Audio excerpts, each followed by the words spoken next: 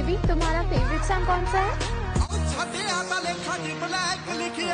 तेरे favourite pink pink बल्लिए Sidhu मूसे वाला नाम सुनी दा मामे के नाल जोड़ दिया लिंक बल्लिए